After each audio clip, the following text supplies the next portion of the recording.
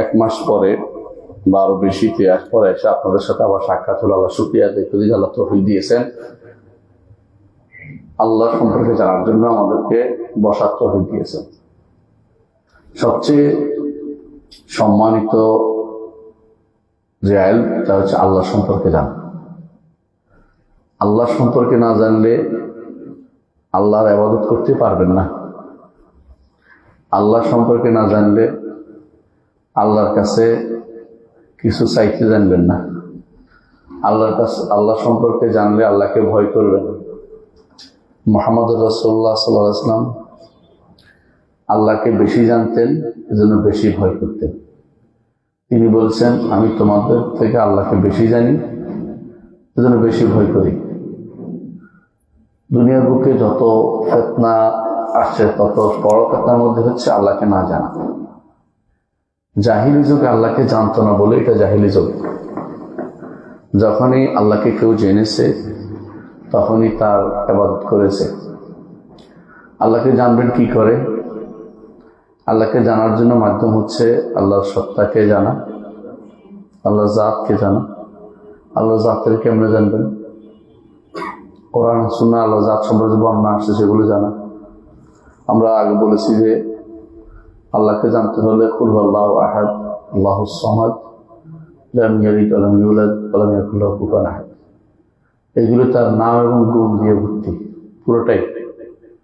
এই জন্য এক সাহাবী সেটা কি করতেন, সেটা তিনি পড়তেন, সালাতের মধ্যে পড়তেন, যে কোনো সূরায় পড়তেন, শেষে কুল হুয়াল্লাহু আহাদ দিয়ে শেষ করতেন। এটা হলো আল্লাহকে, আল্লাহর জাত জানা। আল্লাহর কর্ম জানতে হবে কি করে? তার কর্মগুলি সব তার নাম এবং গুণ থেকে আসছে। যেমন তিনি সৃষ্টি করেছেন, কোত্থেকে আসছে? খালেক নাম থেকে আসছে, খালক গুণ থেকে আসছে। তিনি রিজিক দেন, কোত্থেকে আসছে? রাজ্জাক নাম থেকে, ইয়ারযুকু রিজিক দেন তিনি। তেমনিভাবে তিনি জীবন দেন, ইউহয়ী মৃত্যু দেন, ইউমীতু। সবগুলি আল্লাহর নাম এবং গুণ থেকেই এই কর্মগুলি আসছে। আল্লাহ বুঝে আসছেন? আর দুটো হলো, আরেকটা হলো আল্লাহর অধিকার। যে আল্লাহর ইবাদত আপনি করবেন তার সবকে না জানলে ইবাদত করবেন না। কেউ কাউকে না জানলে ইবাদত করতে পারে না। আল্লাহকে যে বেশি জানে আল্লাহকে সে বেশি ভয় করে। আল্লাহর সত্তা সম্পর্কে, আল্লাহর নাম এবং গুণ সম্পর্কে যত বেশি জানবেন ইনশাআল্লাহ আল্লাহর ভয় অন্তরে বেশি আসবে। সাইয়েদনা আব্দুল কাদের জিলানী রাহমাতুল্লাহ আলাইহি নাম শুনেছেন?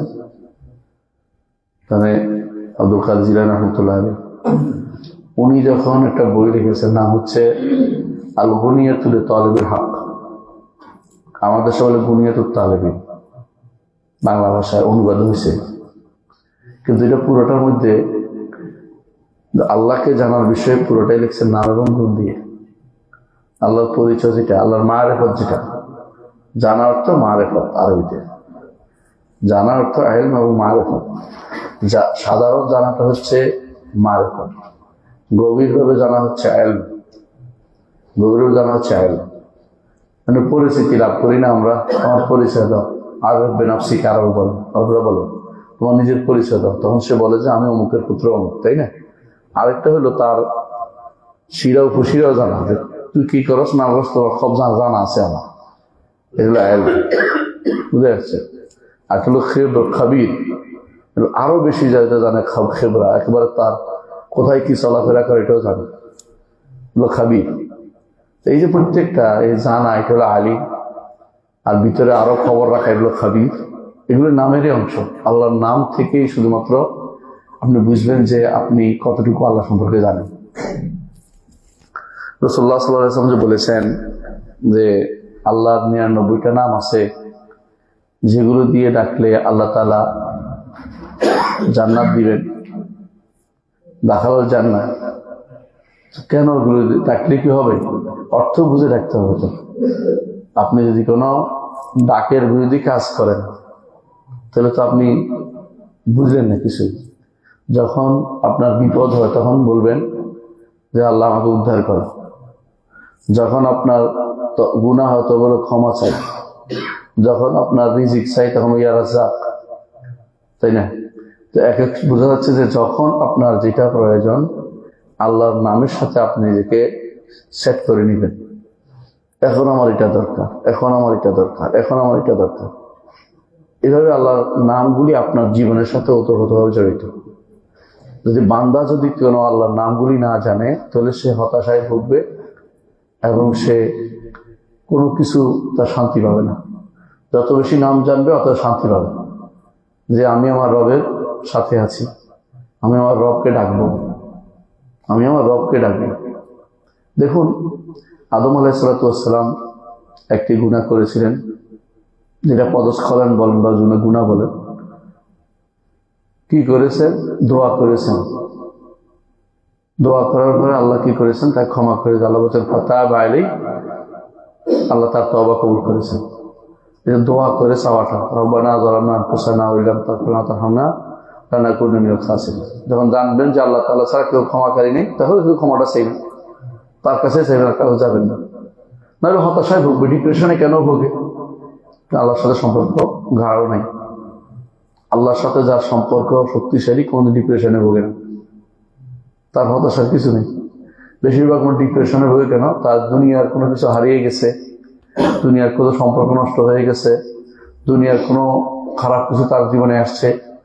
এগুলি সবই চলে যাবে যদি আল্লাহর সাথে সম্পর্ক তৈরি করতে পারে। আমরা মাঝে মধ্যে বলি থাকি যে মুহাম্মদ রাসূলুল্লাহ সাল্লাল্লাহু আলাইহি ওয়াসাল্লাম তার 7 সন্তানের মধ্যে 6 সন্তান জীবদ্দশায় মারা গেছে, তাই না? কিন্তু রাসূল বলেছেন, আল্লাহকে জানতেন বলে তিনি বলেছেন যে আমার রব অসন্তুষ্ট হয় এমন কোনো কাজ আমি করব না। আমার রব অসন্তুষ্ট এমন কোনো কাজ করবো না, কারণ রবকে তিনি জানেন ভালো করে। তো যে ব্যক্তি আল্লাহকে জানে তার অন্তরের ভিতরে প্রশান্তি বিরাজ করে। আল্লাহকে জানে না, অন্তরে অন্ধকার বিরাজ করে, অন্তরে অশান্তি থাকে। সে অশান্তি থেকে ডিপ্রেশন আসে। ডিপ্রেশন এই জন্য দেখবেন বড় যারা আল্লাহকে জানে তাদের অন্তরে ডিপ্রেশন থাকে না, প্রশান্তি থাকে। ইবনে তাইমিয়া রাহমাতুল্লাহ আলাইহি জেলে কাটিয়েছেন জীবনটা, কিন্তু জীবনটা প্রায় 5 দিনে 3 দিনে যায়, আরো বেশি, কিন্তু কোনোদিনই তিনি ডিপ্রেশনে ভোগেন নাই। সকাল থেকে শুরু করে ফজরের পরে আজকারগুলি করতেন, সকালে জিকিরগুলো করতেন, বিকেলে আবার জিকিরগুলো করতেন, সালাতের পরে জিকিরগুলো করতেন। মানে আল্লাহর সাথে তার স্মরণিকাটা বজায় থাকতো। এবং এই জন্য তিনি বলতেন, আমার অন্তরে যে আনন্দ, যদি বাদশারা জানে কি আনন্দ আমার অন্তরে আছে, তারা যুদ্ধ করতো আমার বিরুদ্ধে, যে এটা আমার দিয়ে দাও, তুমি এত আনন্দ কেন ভুলো, এত আনন্দ তুমি কিভাবে থাকবে? এই জন্য যে আল্লাহর সাথে সম্পর্কটা তার শক্ত আছে, মজবুত আছে। এই জন্য যে ব্যক্তি আল্লাহ থেকে দূরে সরে শান্তি পায় না। আদম শান্তি পান নাই, হাওয়া শান্তি পান নাই, আবার ফিরে আসছে। এই ফিরে আসার নাম হচ্ছে তাওবা, আওয়াব, প্রত্যাবর্তন করা। এই জন্য আল্লাহর দিকে প্রত্যাবর্তন করার জন্য আল্লাহ সম্পর্কে জানতে হবে। আল্লাহ সম্পর্কে যে না জানি আমরা মূর্খই থেকে যাব, জাহিলিয়াতের মধ্যে অবস্থান করব। আল্লাহকে যত বেশি জানবো তত বেশি ঈমান শক্তিশালী হবে। এটা ঈমানের একটা অংশ, ঈমানের অংশ। বরং আলেমরা বলে থাকেন, যে ব্যক্তি আসমা ও সিফাত জানবে, আল্লাহর নাম এবং গুণ জানবে, সেই ব্যক্তি তাওহীদুর রুবুবিয়্যাহ এবং আসমা তাওহীদ উলুহিয়্যাহ দুটোই পালন করলো। অর্থাৎ আসমা ও সিফাত হচ্ছে একদিকে তাওহীদুর রুবুবিয়্যাহর ডাক, একদিকে তাওহীদুল উলুহিয়্যাহর ডাক। যেমন আল্লাহ নামটি, ইলাহ নামটি, আপনি নামগুলি আপনি কোনদিকে, এইগুলো অর্থই হচ্ছে তিনি একমাত্র ইলাহ, তারই আবাদ করতে হবে। আর ধর আল্লাহ রব নাম, তো তাকে রব মানতে হবে। তাহলে আল্লাহ বলা হয়তো একদিকে তাওহীদুল রুবুবিয়্যাহ, একদিকে উলুহিয়্যাহ। আর আসমা ও সিফাত হচ্ছে উভয়টার সেতু বন্ধন, উভয়টাকেই শামিল করে আসমা ও সিফাত। কেন আল্লাহ সুন্দর সুন্দর নাম রয়েছে, সেগুলি তাকে ডাকা। ডাকাটা কি? ইবাদত, তাওহীদুল ইবাদত। তাহলে আপনার ডাকতে হলে নাম জানতে হবে। আর যদি না ডাকে উল্টাপাল্টা ডাকেন লাভ হবে না। ঈশ্বরকে ডেকে লাভ হবে না, আল্লাহ নাম দিয়ে ডাকতে হবে। খোদাকে বলে লাভ হবে না, রহমান নাম দিয়ে ডাকতে হবে, রহিম নাম দিয়ে ডাকতে হবে। নিজের পক্ষ থেকে কোনো নাম দিলে হবে না। এই জন্য আল্লাহর নামগুলো জানা খুবই গুরুত্বপূর্ণ। এবং নামগুলি ব্যাখ্যা জানলে আপনি এটাতে ভুল করবেন না। আজকে আমরা 4টি নাম আলোচনা করবো ইনশাআল্লাহ সংক্ষেপে, কারণ আমাদের দার্জুই লম্বা হয়ে যাচ্ছে, এই জন্য সংক্ষেপ করতেছি। 4টি নাম একসাথে শিখবো, একই ক্যাটাগরির নামগুলি।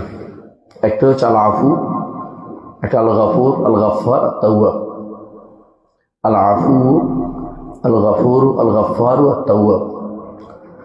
অর্থ পরে করছি। আফু নামটি 5 বার আসছে কোরআনে কারিমে। আল গাফুর নামটি এসেছে 91 বার, অনেক বেশি আসছে গাফুর। গাফফার নামটি 5 বার এসেছে। তাওয়াব নামটি 12 বার এসেছে। মানুষ গাফুর ওজনটা মানুষের হয়, গাফুর বুঝেননি? ফাউল এবং ফাইল এটা মানুষের হতে পারে, কিন্তু ফাআল, গাফফার, তাওয়াব, আফু এই ওজনগুলো মানুষের হয় না। এগুলো একমাত্র আল্লাহর জন্য খাস, বুঝছেন কিনা? এগুলো আল্লাহর জন্য খাস। যেমন বান্দা শাকুর হতে পারে, শুকর গুজার, কিন্তু আল্লাহ তাআলার জন্য, বান্দার জন্য কখনো গাফফার বলা যায় না। এই জন্য কারো নাম যদি কোনো আব্দুল গাফফার থাকে, তাকে শুধু গাফফার ডাকা যাবে না, কি ডাকতে হবে? আব্দুল গাফফার। এই ওজনটা মনে রাখবেন, ওজন বুঝছেন তো? ফাআল, গাফফার, তাওয়াব আল্লাহর এমন একটি নাম যেটা বান্দার জন্য হতে পারে না। এই জন্য এটা তাওয়াব, আব্দুল তাওয়াব যদি কারো নাম থাকে, তাওয়াব ভাই ডাকতে পারবেন না, বুঝলেন তো? আব্দুল তাওয়াবে ডাকতে হবে। তো আফু আল্লাহর এমন একটি নাম যেটা শুধু আল্লাহর জন্য খাস, বান্দা আফু হতে পারে না। দেখা গেল যে আল্লাহ তাআলা এই নামগুলো, 4টা নাম, সবগুলি বান্দাকে রহমত করার সাথে জড়িত। বান্দা গুনাহ করবে, এটা একটা স্বাভাবিক জিনিস। বান্দা গুনাহ করবেই, কিন্তু বান্দা গুনাহ করার কি করবে? বান্দা গুনাহ করার পরে কি করবে? বিপদে পড়ে যাবে। আল্লাহ তাআলা দয়া করে তার নামগুলি দিয়েছেন যে আমাকে যে কোনো একটা দিয়ে রাখো। আমি আফু, তুমি আফু বলে ইন্নাকা আফুন তুহিব্বুল আফওয়া, আমি ডাকো। তিনি গাফুর, এজন্য তাকে ইন্নাকা আনতাল গাফুর রাহিম আমরা সালাতের শেষ বৈঠকে বলি। তিনি গাফফার, ইয়া গাফফার ইগফিরলি, তাকে এভাবে ডাকতে পারি। ইয়া তাওয়াব, ইন্নাকা আনতাত তাওয়াবুর রাহিম। রাসূল শেষ জীবনে ডাকতেন বেশি বেশি করে, ফাসাব্বিহ বিহামদি রাব্বিকা ওয়াস্তাগফিরহু ইন্নাহু কানা তাওয়াবা। রাসূল নিজে একই কাজটাই করতেন। রাসূল বলতেন বারবার যে শেষ জীবনে আল্লাহর নির্দেশ পালনের জন্য তিনি বলতেন সুবহানাকা ওয়া বিহামদিকা আশহাদু আল্লা আস্তাগফিরুকা ওয়া আতুবু ইলাইক, হিসেবে তওবা করতেন। আর ইন্নাকা আনতাত তাওয়াবুল গাফুর বলতেন। এই জন্য এই নামগুলি সব আমাদের জীবনের সাথে ওতপ্রোতভাবে জড়িত, এবং এত বেশি জড়িত যে এগুলি থেকে দূরে থাকার কোনো সুযোগ নেই। এই নামগুলি, কত নাম আমরা আজকে যে নামগুলি আলোচনা করবো, এগুলি একবারে আপনার জীবনের প্রতি মুহূর্তে লাগবে, কথায় কথায় লাগবে। সেগুলি কি? আফু, গাফুর, গাফফার, তাওয়াব, এগুলো আপনার লাগবেই, এমন ভাবে যে এগুলি ছাড়া আপনার চলার পথ নাই। কারণ কুল্লু বনি আদম খাত্তা, প্রতিটি বনি আদম ভুল করে। ওয়া খায়রুল খাত্তাইন আত-তাওয়াবুন, উত্তম ভুলকারী হচ্ছে যারা তওবা করে, আর আল্লাহ হচ্ছে তাওয়াব। বান্দা তওবাকারী, আল্লাহ হচ্ছে তওবা কবুলকারী। বান্দা তওবা ফিরে আসে, আল্লাহ ফিরে আসলে আবার তাকে কাছে টেনে নেবে, যে দূরে যাবে কই? আমার বান্দা, আমার দাস ফিরে আসছে, তাকে দূরে ঠেলে দেবো কেন? এই জন্য যতটুকু আপনি আগাবেন, আল্লাহ হচ্ছে বেশি এগিয়ে যাবে আপনার কাছে। হাদিসে রাসূলুল্লাহ সাল্লাল্লাহু আলাইহি ওয়াসাল্লাম বলেছেন, বান্দা যদি আল্লাহর দিকে 1 বিঘত এগিয়ে আসে, আল্লাহ তার দিকে 1 হাত এগিয়ে আসে। 1 হাত এগিয়ে আসলে আল্লাহ তার দিকে 1 বেড় এগিয়ে আসে। বেড় বুঝেন? বাড়, এগুলো বেড় করি না আমরা, 1 বেড় যত ধরে, মানে 1 হাতের চেয়ে 1 বেড় বড় না? বড়। আর যদি কোনো বান্দা আল্লাহর দিকে হেঁটে আসেন, আল্লাহ দৌড়ে, অর্থটা ভুল, এই জন্য আমি করি না, আপনি করে ফেলছেন। আসলে অর্থ হচ্ছে দ্রুত আসেন। আমাদের এই শব্দটা ভুল অনুবাদ করবেন না কেউ। অনেকে এটাকে ভুল অনুবাদ করে আমাদের উপর দিয়া ভুল তোহমত দেয়, অপবাদ দেয় যে আমরা বলছি আল্লাহ দৌড়ায়। আল্লাহ দ্রুত আসেন, তবে মনে রাখবেন, আল্লাহর আশা এবং আল্লাহর দিকে আমরা যাওয়া, এটা কোনো মিটারে যাওয়া না। এটা হচ্ছে কি, আমি আল্লাহর দিকে ফিরে আসছি অন্যায় কাজ থেকে ছেড়ে দিয়ে, গুনাহ ছেড়ে দিয়ে, আল্লাহ আমার দিকে ক্ষমা নিয়ে আসেন, এর উদ্দেশ্য, রহমত নিয়ে আসেন, দয়া নিয়ে আসেন। এখানে তাহবিল না, এটা আগেরটা যেমন পরেরটাও তেমন। আমি আল্লাহর দিকে মিটারে যাই, যে ব্যক্তি 120 টাকার উপরে আছে সে কি আল্লাহর কাছে না? তাহলে আল্লাহর দিকে কেমনে যেতে হয়? গর্তে থাকলেও যে ব্যক্তি আল্লাহর দিকে ফিরে আসছে, তাতে গুনাহ ছেড়ে দিচ্ছে, সে ব্যক্তি আল্লাহর দিকে গেছে। আল্লাহ সে বিপরীত ওটা নিয়ে, এটা না হলো মুজাজাত বলে, সমানের সমান। এটা তাহবিল না, এটা অপব্যাখ্যাও না, কিচ্ছু না, এটা একবার অর্থ এটাই, দ্বিতীয় কোনো অর্থ নেই। জাহেল যারা, তারা মনে করে আমরা এটাকে অপব্যাখ্যা করি না। আমরা অপব্যাখ্যা করি না, আলহামদুলিল্লাহ, তাবিল করি না আমরা। এটা অর্থই, সঠিক অর্থ এটা। কারণ অর্থ নির্ধারিত হয় কি করে? অর্থ নির্ধারিত হয়, যে কোনো আল্লাহর সিফাতের অর্থ নির্ধারিত হয় আগ পিছ দেখে, শব্দের আগে এবং পরে দেখে। অর্থ নির্ধারিত হয় কোরআনে কোথাও আসছে সেটা দেখে, অর্থ নির্ধারিত হাদিসে কোথাও আসছে সেটা দেখে, অর্থ নির্ধারিত হয় সালফে সালেহীর বক্তব্য থেকে, অর্থ নির্ধারিত হয় ইমামদের বক্তব্য দেখে। অর্থ ওনার মাথার ভিতরে যেটা সেটা দিয়ে কোনোদিন অর্থ নির্ধারিত হয় না। কথা বলছেন? সুতরাং যে ব্যক্তি আল্লাহ তাআলার দিকে ফিরে আসবে, আল্লাহ তার দিকে ফিরে আসবে। তাহলে আমরা দেখতে পাচ্ছি আল্লাহ তাআলা ক্ষমা এবং তার কাছে মাফ পাওয়া, তার কাছ থেকে নিজেকে পরিশুদ্ধ করে নেওয়ার জন্য এই 4টি নাম আমাদের জন্য খুবই দরকার। এই 4টি নামের ব্যাখ্যা ইনশাআল্লাহ আমরা করব। প্রথমেই আলোচনা করি আল্লাহ তাআলা আফু এবং গাফুর দুটো একসাথে আছেন। আল্লাহ তাআলা সূরা হজ্জের মধ্যে 60 নম্বর আয়াতে আল্লাহ তাআলা বলছেন, প্রথম দুটি আফু এবং গাফুর, আল্লাহ তাআলা বলছেন যালিকা ওমান আকাবা বিমিসলি মা উকিবা বিহি সুম্মা বুগি আলাইহি লা ইয়ানসুরান্নাহুল্লাহ ইন্নাল্লাহা লাআফুউন গাফুর। যে ব্যক্তি প্রতিশোধ নেবে, যার উপর সমান পরিমাণ তারা কেউ শাস্তি দিল, তিনি অমুক পরিমাণ তার থেকে প্রতিশোধ নিলেন, তারপর আবার যখন তার উপরে আক্রমণ হলো, সীমা লঙ্ঘন করা হলো, আল্লাহ তাকে সাহায্য করলেন। কারণ আল্লাহ তাআলা ক্ষমাশীল এবং ক্ষমাশীল, বিতাড়িত ক্ষমাশীল না, ক্ষমা না। প্রথমটা হচ্ছে আল্লাহ তাআলা একেবারেই গুনাহ মিটিয়ে দেন, আর একটা হলো তিনি ক্ষমাও করে দেন। মিটিয়ে দেন এবং ক্ষমা করে দেন, আবার এটা জিজ্ঞাসা করবেন না। মিটিয়ে দিয়েছেন এটা দ্বিতীয়বার জিজ্ঞাসা করবেন না। কথা বলছেন তো? আমরা দুনিয়াতে অনেক গুনাহ করি, আবার তওবা করি, আবার গুনাহ করি। আপনি কি মনে করেন আগেরটা রয়ে গেছে?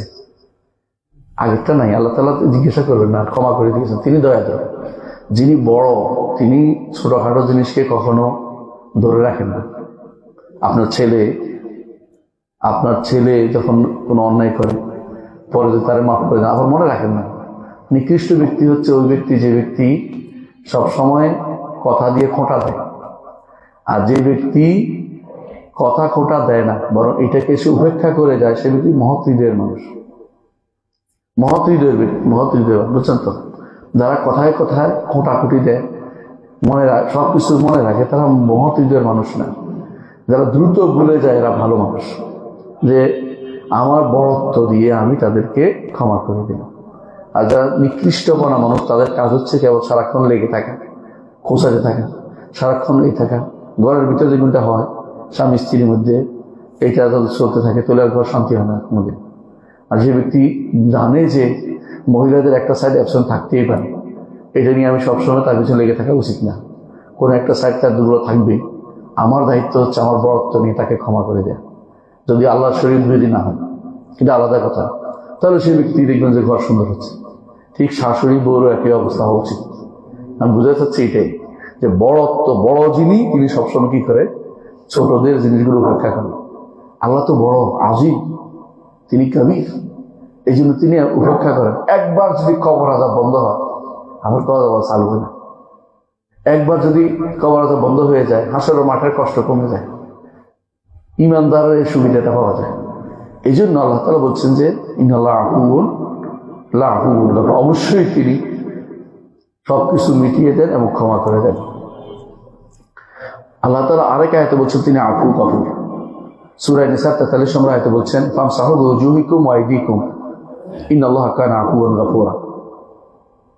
সালাতে ওযু করার মধ্যে তিনি ওযুর মাসালা, তায়াম্মুমের মাসালার মধ্যে তাই মাসলার মধ্যে আমরা কি করি, মশাই করি মুখ আর হাত। এখানে এসে বলছেন তিনি ক্ষমাশীল এবং সবকিছুকে মিটিয়ে দেন, এটা তিনি বলেছেন। কেন? তিনি দেখতে পাচ্ছেন বন্দার তথ্য ক্ষমতা সত্য করেছে। পানি যতক্ষণ ছিল পানি দিয়ে উযু করেছে, পানি নাই আল্লাহকে ভয় করেছে, আল্লাহকে ভয় করে কি করেছে, তায়াম্মুম করেছে। এই জন্য তিনি আল্লাহকে বন্দায় ক্ষমা করে দিবেন। এখন যে বলে যে আমি তারে ক্ষমা করব, তাকে করবো কেন, মানে পানি নাই যেন আমি সালাত পড়বো না, পানি আবার পেয়ে নেই, তাহলে কিন্তু আর আফুন গাফুরের ভিতরে পড়লেন না। আপনি যে অবস্থায় পারেন এই অবস্থায় সালাত পড়তে হয় নিয়মিতই। যারা হাসপাতালে যায় এদের অনেকেই দেখবেন যে হাসপাতালে সালাত পড়ে না, আল্লাহর ক্ষমা পাওয়ার তিনি অযোগ্য হয়ে গেছেন। তার তো দরকার ছিল এই যে অবস্থা সেই অবস্থা সালাত পড়া। আমি আরবদের দেখেছি সুবহানাল্লাহ, মানে না পারলে চোখ দিয়ে হইলে পড়ে, তারপরে সালাত ছাড়ে না। বাচ্চাদের বুঝেও দেখেছি তারা সালাত ছাড়ে না। কিন্তু আমাদের দেশে হাসপাতালে গেলে আর সালাত নেই, জানি না তার ক্ষমা করতে গেছে। আফু এবং গাফুর, একজন বান্দা সবসময় আল্লাহর ক্ষমার জায়গাটাও খুঁজে থাকবে যে আমি যতটুকু একটু করছি, আল্লাহ আমার আর ক্ষমতা নাই। এই জন্য মুছে হাত মুছছেন, মুখ মুছছেন, আপনার তায়াম্মুম হয়ে গেছে, এর মধ্যে আপনি ক্ষমার প্রার্থী হতে ক্ষমা পেতে পেরেছেন। আল্লাহ তাআলা আরো বলেছেন ফাউলাইকা আসাল্লাহু ইয়াফু আনহুম ওয়া কানা আল্লাহু আফুওয়ান গাফুরা। সূরা নিসা 99 আয়াতে আল্লাহ তাআলা বলেছেন যে আল্লাহ তাআলা তাদেরকে অচিরেই ক্ষমা করে দিবেন, আফু মিটিয়ে দিবেন তাদের গুনাহগুলো, কারণ তিনি সবকিছু মিটিয়ে দেন এবং সবকিছু তিনি উপেক্ষা করেন, সবকিছু তিনি ক্ষমা করে দেন। আরো বলেছেন আল্লাহ তাআলা গফুর আর রাহিম আসছে, একসাথে আসছে ওয়া ইয়াতুবুল্লাহু আলাল মুমিনিনা ওয়াল মুমিনাত ওয়া কানা আল্লাহু গফুরুর রাহিম। আল্লাহ তওবা কবুল করেন ঈমানদার নারী পুরুষের, আলাল মুমিনিনা ওয়াল মুমিনাত ওয়া কানা আল্লাহু গফুরুর রাহিম, কারণ আল্লাহ ক্ষমাশীল এবং দয়ালু। সূরা আহজাবের 73। সূরা ফাতহার 14 নম্বর আয়াতে আল্লাহ তাআলা বলেন ইয়াগফিরু লিমান ইয়াশা ওয়া ইউআযযিবু মান ইয়াশা, যাকে ইচ্ছে তাকে তিনি ক্ষমা করেন, যাকে তিনি শাস্তি দেন। ওয়া কানা আল্লাহু গফুরুর রাহিম, আল্লাহ ক্ষমাশীল এবং দয়ালু।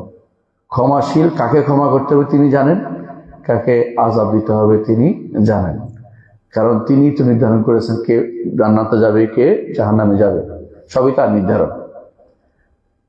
সূরা তাহার 82 নম্বর আয়াতে আল্লাহ তাআলা বলেন ওয়া ইন্নী লাগাফফার, আরেকটি নাম পাইলে আমরা গাফফার, আল্লাহর নাম গাফফার, অতীব ক্ষমাশীল, অতীব মানে সবচেয়ে বেশি ক্ষমাশীল। ক্ষমা চাইতে দেরি, আল্লাহ মাফ করতে দেরি নেই, ক্ষমা করে দিবেন। তো বিশ্বাস করতে হবে যে আল্লাহ আমাকে ক্ষমা করেছেন। কিন্তু আল্লাহ কি আমাকে ক্ষমা করবো কিনা এটা বলা যাবে না। কেন বলা যাবে না? কারণ আল্লাহ সম্পর্কে খারাপ ধারণা পোষণ করা যায় না।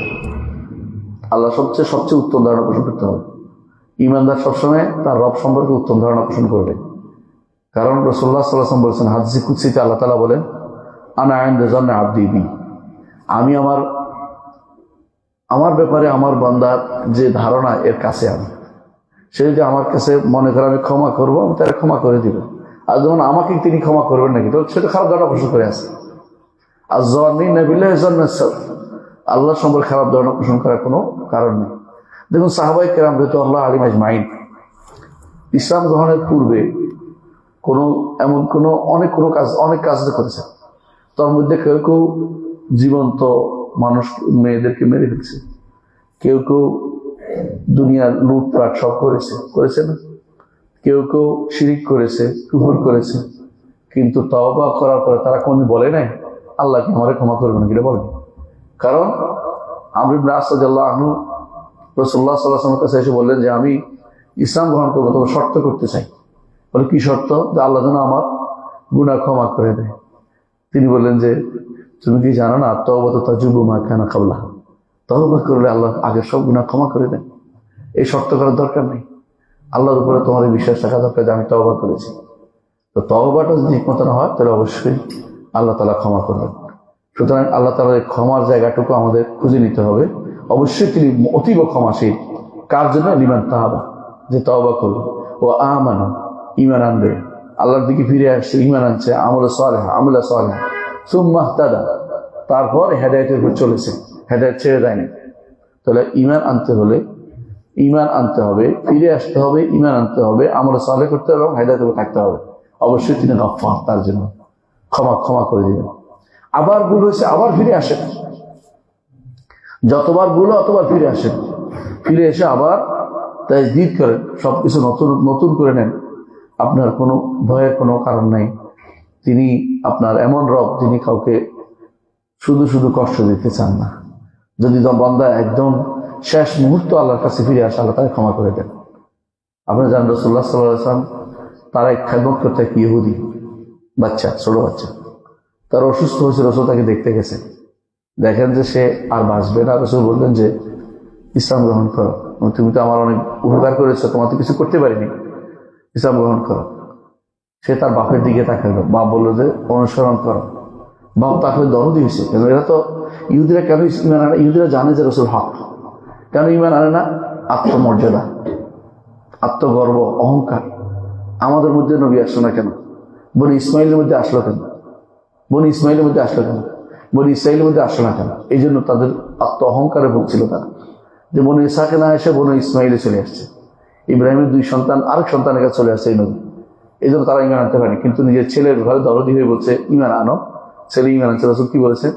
আল্লাহ আমাকে দিয়ে তাকে জাহান্নাম থেকে বাঁচিয়ে দিয়েছেন, আলহামদুলিল্লাহ। বোঝা গেল যে একজন মানুষ তওবা করলে আল্লাহ তার তওবা কবুল করবেন। সূরা বাকারার 60 নম্বর আয়াতে আল্লাহ তাআলা বলছে ওয়ানা তাওয়াবুর রাহিম, আমি তওবাকারী এবং দয়াবান। তওবার সাথে রহমতটা ওতপ্রোতভাবে জড়িত, ক্ষমাটাও ওতপ্রোতভাবে জড়িত। কেন? বান্দাকে তখনই তিনি তওবা কবুল করবেন যখন তার প্রতি দয়া হবে। এই জন্য দেখবেন তো কোরআনে কারিমে বারবার তাওয়াবুর রাহিম আসছে, হাদিসে তাওয়াবুল গাফুর আসছে, তাওয়াব আসছে, গাফুর আসছে। তো বোঝা গেল তওবার সাথে ওই ক্ষমাটা অনেক জড়িত। সূরা জুমারের 5 নম্বর আয়াত, সূরা শুরার 5 নম্বর আয়াতে আল্লাহ তাআলা বলছেন আলা ইন্নাল্লাহুল গাফুরুর রাহিম, জেনে রাখো আল্লাহ তাআলাই ক্ষমাশীল এবং দয়ালু। সূরা জুমারের 5 নম্বর আয়াতে আসছে, একই মানে আরেক সূরার 5 নম্বর আয়াতে পরপর সূরাগুলিতে ওহুল আজিজুল গাফফার, প্রবল পরাক্রমশালী এবং ক্ষমাশীল। দুটা মিল আছে। ক্ষমা সেই করতে পারে যার ক্ষমতা আছে, যার ক্ষমতা নাই সে ক্ষমা করবে কি করে? কেউ যদি কোনো আমি ক্ষমা করে দিলাম না পারতে, এরকম লাভ হলো না। ক্ষমতা সেই করতে পারে যার কি আছে? প্রবল পরাক্রম আছে। আর যার কোনো ক্ষমতা নেই সে ক্ষমা করে দিলাম কইলেও কি না কইলেও কি, এটা কিছু যায় আসে না তার। এই জন্য যার ক্ষমতা আছে ক্ষমা করে দিল, সেটা মর্যাদাপূর্ণ কাজ, সবচেয়ে বেশি মর্যাদাপূর্ণ কাজ এটা। এই জন্য আল্লাহ তাআলা তিনি বলছেন ওহুল আজিজুল গাফফার, তিনি প্রবল পরাক্রমশালী, আবার তিনি ক্ষমাশীল, গাফফার তিনি। অনেকগুলো শব্দ আমরা বলেছি, কয়েকটা হলো, একটা হলো আফু, একটা গাফুর, একটা গাফফার, একটা তাওয়াব, 4টা শব্দ। আগে আসে আফু শব্দের অর্থ ব্যাখ্যা করে। আফু অর্থ হলো মুছে যাওয়া, কোনো কিছু মিটে যাওয়া। এই জন্য বলা হয় আপনি যখন কাপড় দিয়ে হেঁটে গেছেন, পিছন দিয়ে চিহ্ন মুছে গেছে, এটা বলো আফা। এটা হলো কি? আফা, অর্থাৎ সে মিটিয়ে দিয়েছে। মাহা, যে কোনো মিটিয়ে দেয়াকে বলা হয়। আর এটার গাফুর কাছাকাছি, এটা এবং গাফুর ক্ষমাটা কাছাকাছি। তবে আফুটা বড়। কেন? আমরা আফু অর্থ হচ্ছে, গোফরান অর্থ হচ্ছে মাথার মধ্যে যদি কেউ একটা শিরস্থান বুঝছেন তো? শিরস্থান চিনেন? আগেকার দিনে লোহার মাথার মধ্যে একটা বসাইতো যেন কোপ না লাগে। তো এটার মধ্যে দিয়ে কি হয়েছে? মাথাটা সেভ হয়ে গেছে। হ্যাঁ, এটার মতো আরবরা বলতো মেগফার মানে হচ্ছে যেটা ঢাকনা দিয়ে রয়েছে। তো আল্লাহ তাআলা যখন কাউকে ক্ষমা করেন ঢাকনা পুড়ে যায়, কিন্তু যখন তিনি তাকে আফু করেন ঢাকনাও দেন না, ভিতরে যত ময়লা আছে এগুলি পরিচ্ছন্ন করে ফেলেন। তো দুইটার মধ্যে একটা পার্থক্য হয়ে গেছে, বুঝে যাচ্ছে কথাটা? তাহলে আফুটা আরো বেশি গুরুত্বপূর্ণ ক্ষমার চেয়ে। ময়লা টয়লা সহ যদি কোনো আপনার কাপড়টা থাকে ভিতরে, দেখা যায় না বাচ্চা গেলে, কিন্তু ময়লা যদি না থাকে আরো ভালো না? তাহলে এই ময়লা আর নাই, আপনি একেবারে স্বচ্ছ হয়ে গেলেন। এই জন্য দুইটা একসাথে যখন আসে, আফুল গাফুর যখন আসে, আফুন গাফা বা আফুন গাফুর, তখন একটা হয় তিনি ক্ষমা করবেন, একটা তিনি মিটিয়ে দিবেন, বুঝছেন তো? ঢেকে দিবেন এবং মিটিয়ে দিবেন, দুই অর্থ হয়। আর যখন একটা আসে তখন উভয় অর্থ হয়। একটা আসলে উভয়টা অর্থ হয়। অনেকটা ইসলাম এবং ইমানের মতো। ইসলাম যখন একাকি আসে তখন ইমান ইসলাম দুটাই বোঝায়, আর যখন দুটো একসাথে আসে তখন কি করে? একটা হলো প্রকাশ্য দিক, একটা হলো আভ্যন্তরীণ দিক। প্রকাশ্য দিক এবং আভ্যন্তরীণ দিক। তাহলে দুইটা শব্দ সম্পর্কে আমরা জানলাম, আলহামদুলিল্লাহ। তাহলে আফু জানলাম, একটা কি গাফুর জানলাম, বাকি হলো তাওয়াব। আর গাফার তো আমরা আগেই বলেছি, তার মোবালাগা শব্দ বাড়তি বোঝানোর জন্য। এখন তাওয়াব, তাওয়াব তিনি হচ্ছে আল্লাহ তাআলা, যিনি যার বান্দাদের যার ইচ্ছা তার তওবা কবুল করেন। কিভাবে? তাকে প্রথমে তওবার জন্য তৌফিক দেন। অনেকে আছে তওবার তৌফিক হয় না, গুনাহ করতে করতেই মরে গেছে, কিন্তু আল্লাহ তাআলা তাওয়াব তার জন্য লিমান তাবা, যে তার কাছে প্রত্যাবর্তন করে। ওয়া ইন্নী লাগাফফারুন লিমান তাবা, যে প্রত্যাবর্তন করছে এই জন্য তাকে তওবার তৌফিক দিয়েছেন, তিনি তওবার তৌফিক দিবেন। সুম্মা তাবা আলাইহিম লিয়াতুবু ইন্নাল্লাহু হুয়াত তাওয়াবুর রাহিম। আল্লাহ তাআলা বলছেন, ওই তিনজনের ঘটনা মনে আছে কিনা আপনাদের, যারা যুদ্ধে যায়নি, তাবুকের যুদ্ধে যায়নি, না গিয়ে একজন মুরারা ইবনে রবি, কাব ইবনে মালিক এবং হিলাল ইবনে উমাইয়া, এই তিনজন। আমরা মুখস্থ করার জন্য মাক্কায় মুখস্থ রাখতাম শব্দটা। মুরারা ইবনে রবি, হিলাল ইবনে উমাইয়া এবং কাব ইবনে মালিক, এই তিনজন যুদ্ধে যাবে যাবে করে শেষের দিকে যেতে পারেনি। আল্লাহ তাআলা তাদের তওবা অনেক দেরি করে কবুল করছেন। এমনকি তারা এমন অবস্থা হয়েছে যে দুনিয়ার সবকিছু তাদের জন্য সংকীর্ণ হয়ে গেছে। ও দাকাত আলিমুল আব্দুল মারাহুবান, তারা মনে করছে দুনিয়া প্রশস্ত, কিন্তু দুনিয়া সংকীর্ণ হয়ে গেছে। কেউ তাদের সাথে কথাও বলা বন্ধ করে দিয়েছে, এই স্ত্রীদেরকে আলাদা থাকতে বলেছে। তখন আল্লাহ তাআলার পক্ষ থেকে আয়াত নাযিল হলো, ওয়া আলা সালাসাতিল্লাযিনা কুল্লিফু হাত্তা ইযা দাকাত আলাইহিম আরদু বিমা রাহুবাত ওয়া যান্নু আল্লা মালজা মিনাল্লাহি ইল্লা ইলাইহি সুম্মা তাবা আলাইহিম লিয়াতুবু ইন্নাল্লাহা হুয়াত তাওয়াবুর রাহিম। আল্লাহ তাআলা তওবা কবুল করেছেন। আল্লাহর দিকে ফিরে আসছে তারা এত বেশি পরিমাণে যে আল্লাহ তাআলা তাদের তওবা কবুল করে নিয়েছেন। তাওয়াব নাম সূরা তাওবার 118 নম্বর আয়াতে এটা আসছে। দ্বিতীয়, আল্লাহ তাআলা দিকে বান্দা তৌফিক লাভ করে, যেমন যে আল্লাহ তাআলা তৌফিকটা কার থেকে? আল্লাহ থেকে পায়। কিন্তু তৌফিকের জন্য আল্লাহ অন্তর দেখে, কার অন্তরটা বিগলিত হয়েছে তার জন্য আল্লাহ তৌফিক দেয়। অহংকারী অন্তরকে আল্লাহ তৌফিক দেয় না। অহংকারী অন্তর কার? যে ব্যক্তি মনে করে আমি কি গুনাহ করছি নাকি। এটা ছাড়া আরেকটা কি করে জানেন? ওজর, ওজর। সারাক্ষণ কেবল মনে করে আমার ওজর ছিল, আমি কিভাবে নামাজ পড়তাম, শরীর পাক ছিল না, কিভাবে নামাজ, আল্লাহ ওষুধ দিছে, কিভাবে নামাজ পড়তাম, এগুলো ওজর। এগুলি না তাকাবেন যে আল্লাহর ইবাদত আমার করতে হবে, যে অবস্থা সেই অবস্থায়, যেভাবে পারি এইভাবে, যদ্দূর পারি অদ্দূর। ইবাদতের কোনো ছাড় দেওয়া যাবে না। তখন আল্লাহ তাআলা তাকে তওবার তৌফিক দেয়। আর যখন ওজর পেশ করতে থাকে নিজের পক্ষ থেকে, তখন বুঝতে হবে শয়তান তাকে ধোঁকা দিচ্ছে।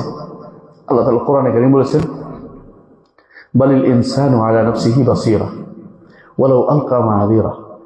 প্রতিটি মানুষ তার নিজের ব্যাপারে ভালো জানে, যদিও বসে ওজর পেশ করে। ওজর পেশ করে বুঝেন কিনা?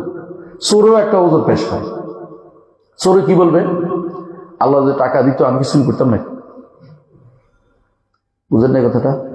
যে ব্যক্তি হারামখোর সে একটা ওজর পেশ করবে, সুদখোর সে একটা ওজর পেশ করবে, ঘুষখোর একটা ওজর পেশ করবে। ওজর পেশ করে মানুষের কোনো শেষ নাই। কিন্তু যে ব্যক্তি ওজরটাকে বুঝে যে আমার ওজরটা বেহুদা, এই ওজর দিয়ে আমার পার পাওয়ার কোনো উপায় নাই, সেই ব্যক্তি আল্লাহর কাছে তওবার জন্য এগিয়ে আসে, আল্লাহকে তৌফিক দিয়ে। তখন এটাও আল্লাহর রহমত। অন্তরের ভিতরে এই যে জিনিসটা দেয়া, যে আল্লাহর কাছে আমি তওবার জন্য যাচ্ছি, এটা অন্তরের ভিতরে যে আশা, এটা কিন্তু আল্লাহর রহমত। এটার জন্য আমরা চাই ইহদিনাস সিরাতাল মুস্তাকিম, এই যে আল্লাহ যেন আমাকে এরকম বানিয়ে দেন যে আমি আল্লাহর কাছে নিজেকে ছোট করতে পারি। এটার জন্য আমি সিজদা করি, আল্লাহর কাছে মর্যাদাবান হতে হওয়ার জন্য। এটার জন্য আমি রুকু করি, যে আল্লাহ তাআলা আমাকে আমার জন্য উন্মুক্ত করে দিবেন, যে তার রহমতের দরজা উন্মুক্ত করে দিবেন, তৌফিক দিবেন আমাকে, তৌফিক দিবেন আমাকে। এই জন্য তওবাকারীর জন্য আল্লাহ প্রথমে কি করেন? তৌফিকের ব্যবস্থা করেন, যে তাকে তওবার ব্যবস্থা, তাকে টেনে আনি, কাছে টান। তারপর অন্তরটাকে আল্লাহর দিকে ঘুরে দেন। 2 নম্বর। 3 নম্বর, আল্লাহ তাআলা তার তওবা কবুল করেন। এই তিনটে মিলে হচ্ছে তওবা। একটা হচ্ছে কি? তৌফিক। একটা হচ্ছে অন্তরটাকে কি করা? তার দিক, আল্লাহর দিকে ঘুরিয়ে দেওয়া। 3 নম্বর হচ্ছে তার তওবাটা কবুল করা, তওবাটা কবুল করা। আল্লাহ তিনটাই করে, জন্য তিনি তাওয়াব। তওবা মানে সমস্ত কিছু অ্যারেঞ্জমেন্ট তিনি করে দেন, সবকিছু তিনি আরম্ভ করে দেন। এজন্য রাসূলুল্লাহ সাল্লাল্লাহু আলাইহি ওয়াসাল্লাম শেষ জীবনে বেশি দোয়া করতেন কি? ইন্নাকা আনতাত তাওয়াবুল গাফুর, ইন্নাকা আনতাত তাওয়াবুল গাফুর। যে আয়াত নাযিল হলো, ফাসাব্বিহ বিহামদি রাব্বিকা ওয়াস্তাগফিরু ইন্নাহু কানা তাওয়াবা। রাসূলও দোয়া করতেন ইন্নাকা আনতাত তাওয়াবুল গাফুর, ইন্নাকা আনতাত তাওয়াবুর রাহিম, 2 বর্ণনায় আসছে। অনুরূপভাবে আল্লাহ তাআলা বলেছেন ওয়া হুয়াল্লাযী ইয়াকবালু তাওবাতা আনিল ইবাদি, সূরা শুরার 25 নম্বর আয়াতে, তিনি বান্দাদের তওবা কবুল করেন, বান্দাদের তওবা কবুল করেন। ওয়া ইয়াফু আনিস সাইয়্যাত, গুনাহসমূহ মিটিয়ে দেন। ওয়া ইয়ালামু মা তাফআলুন, তোমরা যা করো সেগুলি সবই তিনি জানেন, সবই তিনি জানেন। কিন্তু তওবা করার জন্য শর্ত তো আছে 3টা, তাই না? 1 নম্বর শর্ত হচ্ছে যেটা অন্যায়টা করছেন এটা ছেড়ে দিতে হবে। কথা বুঝেন? আপনি যদি কোনো সুদখোর হন আর তওবা করার কাজ হইল, সুদ ছেড়ে দিতে হবে, ছেড়ে দিয়ে তওবা করতে হবে। 2 নম্বর হচ্ছে আন্নাদাম, আপনি লজ্জিত হতে হবে যে কাজটা ভালো করিনি, কাজটা আমি ভালো করিনি। 3 নম্বর হচ্ছে ভবিষ্যতে আমি আর করবো না, দৃঢ় প্রতিজ্ঞা। এই 3টা যদি হন, সাথে যদি কোনো আরেকটা বান্দার হক যদি হয় ফেরত দিবেন, সচেষ্ট থাকবেন, ফেরত দিতে পারেন নাই, নিয়ত আছে দিবেন, অনেক সময় পাওয়া যায় নাই, নিয়ত আছে যে আমি পাইলেই দিয়ে দিব, তাহলে এটা হবে তওবা, এবং এটা হবে তাওবাতুন নাসুহ, খাঁটি তওবা। এবং এই তাওবাতুন নাসুহ কথা আল্লাহ তাআলা বলেছেন ইয়া আইয়ুহাল্লাযীনা আমানু তুবু ইলাল্লাহি তাওবাতান নাসুহা আসা রাব্বুকুম আন ইউকাফিরা আনকুম সাইয়্যাতিকুম ওয়া ইদখিলাকুম জান্নাতিন তাজরি মিন তাহতিহা আল-আনহার ইয়াওমা লা ইউখজিল্লাহু আন-নাবিয়্য ওয়াল্লাযীনা আমানু নূরুহুম ইয়াসআ বাইনা আইদিহিম ওয়া বিআইমানিহিম ইয়াকুলু রাব্বানা আতিম লানা নূরানা ওয়া ইন্নাকা আলা কুল্লি শাইইন কাদির। সূরা তাহরিমের মধ্যে তো আমরা পড়ছেন এটা। তো বোঝা গেল যে আল্লাহ তাআলা তওবা চান আমাদের কাছে, আল্লাহ চান তওবা আমাদের কাছে। সুতরাং আল্লাহর কাছে বেশি বেশি করে কি করতে হবে? তওবা করতে হবে আমাদেরকে। এটা হচ্ছে এই তাওয়াব শব্দের, তাওয়াব নামের একটা, যে আমাদের কাছে আল্লাহ তাআলা যেটা চান তাওয়াব নামের ইবাদত যেটা আমরা করতে হবে। তাওয়াব নামের একটা বড় আরেকটা দিক হচ্ছে, বা এই যে নামগুলো বললাম এগুলো একটা বড় দিক হচ্ছে কি, এগুলোর মধ্যে আমরা চাই আল্লাহর সাথে একটা সম্পর্ক আমাদের গাঢ় হয়, আল্লাহর সাথে সম্পর্কটা আমাদের কি হয়, ভালোবাসার সম্পর্ক তৈরি হয়ে যায়। যেন এরকম যে আমি পালিয়ে গেলেও আবার কাছে আসছে, ছেলে যখন দূরে চলে যায় আবার যখন কাছে আসে, বাবা কিন্তু বলে না যে তোরা আর নিব না বাড়িতে, কি বলে আমার ছেলে আমার জায়গায় ফিরে আসছে, আলহামদুলিল্লাহ। ঠিক আল্লাহর সাথে আপনার সম্পর্কটা আরো কি হয়, মজবুত হয়ে যায়। সুতরাং এই তওবা, এই জন্য ইবনে তাইমিয়া রাহমাতুল্লাহ আলাইহি বলেন অনেক ব্যক্তি গুনাহ করে তওবার মাধ্যমে আল্লাহর নৈকট্য বেশি অর্জন করেছে। ওই ব্যক্তি সে যে ব্যক্তি গুনাহ করে নাই, তওবাও করে নাই। কথা বলছেন কিনা? কারণ হচ্ছে এমন হতে পারে তওবা করে আল্লাহর কাছে আরো বেশি নৈকট্যপূর্ণ হয়ে গেছে, কারণ সে ক্ষমা চাইছে, বুঝে গেছে যে আমি আল্লাহ ব্যতীত তারা কোনো ক্ষমা খাই নাই। এই জন্য তওবা মাধ্যমে আল্লাহর নৈকট্য, আল্লাহর কাছাকাছি, আল্লাহর বেশি সঙ্গ বেশি লাভ করা যায়। দ্বিতীয়ত, তওবার মাধ্যমে, তওবা এমন একটা শব্দ এটা আর কারো কাছে করা যায় না, বুঝছেন কিনা? আপনি একজন বলতে ভাই আমার মাফ করে দেন বলতে পারেন, ভাই আমার তওবা নেন, এটা করতে পারবেন না। তওবাটা হচ্ছে একমাত্র আল্লাহর সাথে রিলেটেড। কথা বলছেন, আপনি আল্লাহ শুধু তওবা আপনার কবুল করতে পারেন, কেউ তওবা কবুল করতে পারেন। প্রত্যাবর্তন আল্লাহর দিকে হতে হবে, প্রত্যাবর্তন আল্লাহর দিকে হতে হবে। কথা বলছেন, আপনি ফিরে আসবেন আল্লাহর দিকে, কারণ আল্লাহর দাস ছিলেন, আমি আপনি আল্লাহর দাস। দাসটা কি করছি, পালাইছি, এখন আবার দাসত্বে আসতে চাই। তো এই জন্য আল্লাহর কাছে তওবা করতে হবে। 3 নম্বর হচ্ছে আপনার কাছে যখন বারবার আসবেন, লজ্জা লেগে যাবে একসময় যে কতবার অন্যায়টা করতেছি, আমি ছেড়ে দেই।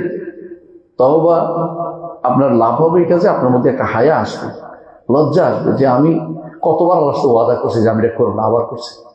এই জন্য আমরা বলি যে পরিবেশ ছাড়ে, যেই পরিবেশে আপনার গুনাহ হবে পরিবেশটা ছেড়ে দেন। আপনার মনে পড়ে ওই ব্যক্তির কথা যে ব্যক্তি 100 জনকে হত্যা করেছে, তাই না?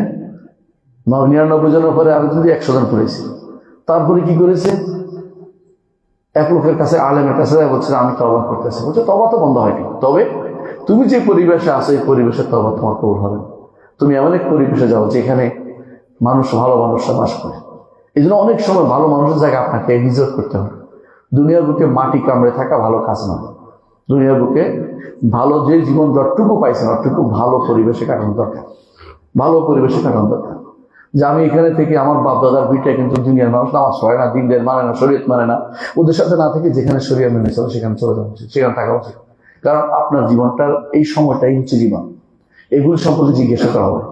এই সময়টা আপনি কোথায় কাটিয়েছেন? ওই মাটির টানে বসে আছেন কুফুরির ভূমিতে বা কাফেরের জায়গাতে, টাকা রোজগারের জন্য কাফের জায়গাতে বসে আছে, ওসব কিন্তু কোনো ওজন না। আপনাকে যে সময়টুকু পান এই সামান্য সময়টা আল্লাহ ইবাদতের মধ্যে কাটানোর চিন্তা ভাবনা আমাদের করতে হবে। 4 নম্বর যে জিনিসটা আমাদের করা দরকার, এটা হচ্ছে যত গুনাহ হোক দ্রুত তওবা করা দরকার, দেরি না করা দরকার। কারণ আপনারা জানেন যে হাদিসে আছে রাসূলুল্লাহ সাল্লাল্লাহু আলাইহি ওয়াসাল্লাম বলেছেন যে আল্লাহ তাআলা বান্দা যখন গুনাহ করে তখন 6 ঘন্টা পর্যন্ত ফেরেশতাকে বলে অপেক্ষা করো। গুনার ফেরেশতা, ডান দিকে ফেরেশতা বলে তোমরা অপেক্ষা করো, হয়তো ছেলেটা তওবা করবে, হয়তো লোকটা তওবা করবে। যখন তওবা করে তখন ওই বাম পাশের ফেরেশতা লিখতে পারে না, তখন কে লেখে? ডান পাশের ফেরেশতা লিখে ফেলে। এখন তার তওবা লেখে ইচ্ছে তো সে আল্লাহর কাছে আরো মর্যাদাশীল হয়ে গেল। এবং তওবা এত বেশি দরকার, তওবা বেশি দরকার। মনে রাখবেন তওবা দ্বারা আরেকটা জিনিস, সেটা কি? তওবা দ্বারা আপনি কোনোদিন ঠকবেন না, লাভবান হবেন। শুধু তওবা করবেন না, লাভবান হবেন। এই জন্য যত বেশি পারি আমরা আল্লাহর কাছে তওবাটা করব। আল্লাহ তাআলার তওবা, আফু বা গাফুর বা তাওয়াব, এই নামগুলি তার সত্তার সাথে রিলেটেড, সত্তাগত না, এটা সত্তার সাথে জড়িত। আল্লাহ যখন ইচ্ছা তখন, মানে কারণ বান্দা দিন রাত 24 ঘন্টা গুনাহ করে, দিন রাত 24 ঘন্টা তিনি ক্ষমা করছেন। একদিকে তিনি এগুলি তার কি নাম? সত্তাগত নাম। এগুলিতে আবার কর্মগত গুণও আছে সাথে। কারণ যখন যাকে তখন তিনি ক্ষমা করেন না, ক্ষমা করেন। কিন্তু বেদাতীরা যারা আল্লাহর নাম এবং গুণ মানে না, তারা মনে করে আল্লাহ একবার ক্ষমা করে দিয়েছেন, ওইটাই তাদের নিকট এত ভয়াবহ ভুলের মধ্যে আছে। তারা মনে করে জাহিলি যুগেও আল্লাহ তাআলা ওমরের উপর সন্তুষ্ট ছিলেন। বুঝছেন? ভয়াবহ কথা না এটা। কখন আল্লাহ সন্তুষ্ট হয়েছেন? যখন ঈমান আনছে। আর ওদের নিকট না, আল্লাহ তাআলা যদি কোনো এখন ক্ষমা করে দেন তাহলে আল্লাহ তাআলা নতুন কিছু এসে গেল, আল্লাহ তাআলা পরিবর্তন এসে গেল, আল্লাহ তাআলার অবস্থান পরিবর্তন হয়ে গেল, নতুন হয়ে গেল। এই জন্য তারা বলে যে আল্লাহ আগেই ক্ষমা করে দিয়েছেন। এই জাতীয় কথা বলা যায় যে আল্লাহ কখন ক্ষমা করেন? বান্দাকে ক্ষমা করেন যখন ক্ষমা চান। 3 জন ক্ষমা চাইছে, আল্লাহ ক্ষমা করছে। এবং জান্নাতে হাসরের দিনে আল্লাহ তাআলা অনেকে ক্ষমা করে দিবেন। আল্লাহ যখন ইচ্ছে তখন ক্ষমা করেন, আল্লাহর মর্যাদা বৃদ্ধি। কিন্তু এরা আল্লাহ তাআলার সিফাত ফেরিয়ে মানে না, আল্লাহ তাআলার সিফাত মানে না, অনেক সিফাত মানে না। যারা তারা এই ভয়াবহ, তারা এই ইয়ার মধ্যে আছে, এই বিভ্রান্তিতে লিপ্ত রয়েছে। এরা বলে আল্লাহ আগে ক্ষমা করেছেন, ক্ষমা করে তো আপনাদের তওবা করবেন। আল্লাহ কারো উপর রাগ করেন, কারো উপরে খুশি হন। তওবা করলে আল্লাহ খুশি হন। আর যখন কেউ গুনাহ করে আল্লাহ তারপরে নাখুশ হন। এটা বিশ্বাস করতে হবে। আবার তওবা করলে আবার খুশি হন। এটা পরিবর্তন বলা যাবে না। আল্লাহ তাআলা এটা তার দয়ার বহিঃপ্রকাশ ঘটান। এটা পরিবর্তন হয়েছে, এই জাতীয় কথা বলে এগুলো অস্বীকার করা যাবে না। আমাদের দেশে একটা বিশাল গোষ্ঠী আছে যারা এগুলিকে অস্বীকার করে। কারা জানেন তো? আশারি মাতুরিদি গোষ্ঠী। এরা এমনি বলে ক্ষমা করে, কিন্তু ভিতরে রাখা উদ্দেশ্য নেই যে ক্ষমাটা আগে ক্ষমা করে রাখছে। হ্যাঁ, অর্থাৎ কে পরিণাম হিসেবে দেখতেছেন তারা।